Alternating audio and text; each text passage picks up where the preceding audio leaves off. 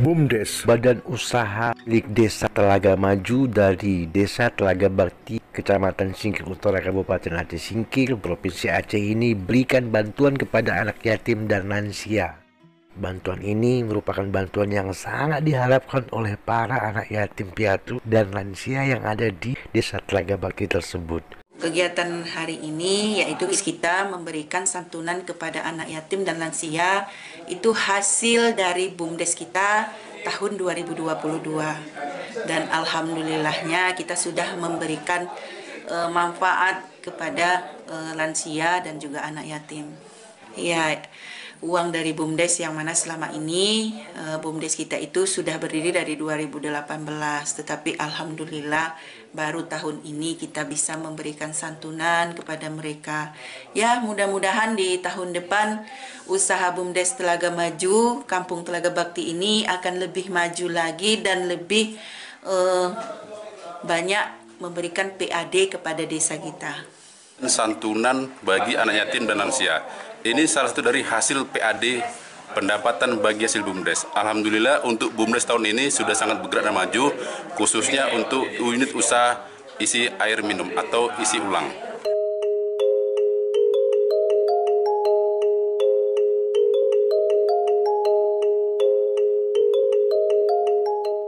Ini yaitu kita pembagian BLT triwulan 2, bulan April, Mei, dan Juni. Bu, ini BLT bantuan langsung tunai di tahap kedua 3 bulan di Desa Telaga Bakti, semoga bisa bermanfaat. Bantuan langsung tunai untuk 3 bulan pada kesempatan tersebut juga diberikan kepada masyarakat Desa Telaga Bakti, Kecamatan Singkil Utara, Kabupaten Aceh Singkil.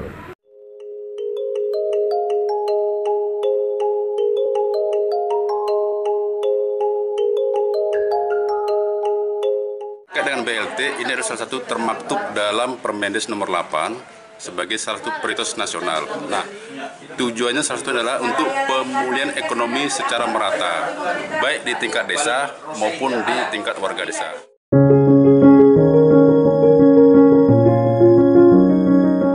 Sungguh hal yang luar biasa. Perhatian BUMDes dan Bu Geci Desa Telaga Bakti merupakan hal yang penting yang menjadi perhatian semua pihak untuk memperhatikan anak yatim piatu dan lansia di desa mereka.